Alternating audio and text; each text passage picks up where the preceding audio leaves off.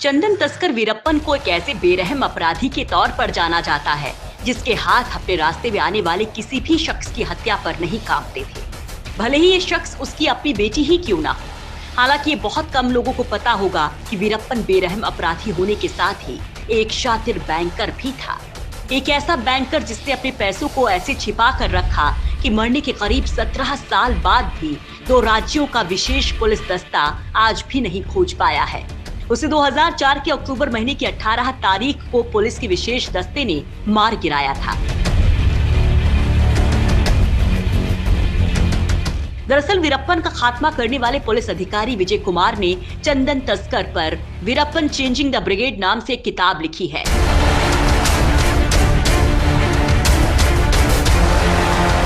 जिसके मुताबिक किसी में उसके 30,000 करोड़ रुपए के खजाने और उसे छिपाने के तरीके के बारे में भी कई लोगों के हवाले से लिखा गया है।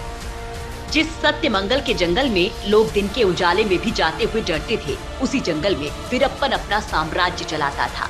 इसी जंगल में वीरप्पन की अपनी सर्विस भी चलती थी। यहाँ बैंक की ब्रांचेस का काम गुफाएं और पेड़ों के तने किया करते थे। वीरप्पन जंगल की गुफाओं और पेड़ों के तनों के नीचे फिरौती के साथ चंदन और हाथी के दांत की तस्करी से कमाई काली दौलत को छिपा कर रखता था। ये दौलत 2.5 से 30,000 करोड़ रुपए के बीच मानी जा रही है।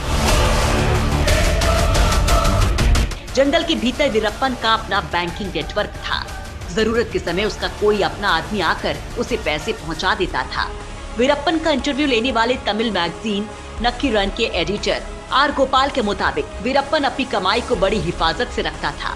जंगल के बीचों बीच कई जगह बड़े बड़े गड्ढे खोदे जाते थे और उनके भीतर अनाज के बीज, 500 और 1000 के नोटों के बंडल पॉलीथीन में बंद कर दबा दिए जाते थे।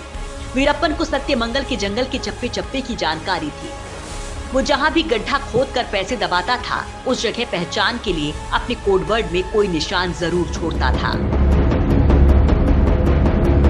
वीरप्पन के एनकाउंटर के बाद से ही पुलिस वीरप्पन के उस खजाने की तलाशने के लिए अब तक कई ऑपरेशन चला चुकी है, लेकिन अभी तक कुछ हाथ नहीं लगा है। Team India links.